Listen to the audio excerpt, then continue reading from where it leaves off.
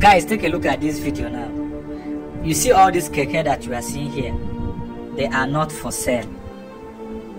This keke is almost over 200 in numbers, almost over 200 sewing machine, almost over 200 blender and others.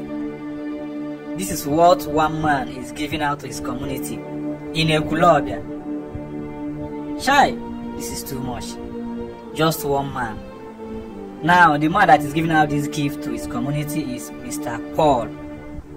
Mr. Ifeanyi Chukwu Paul.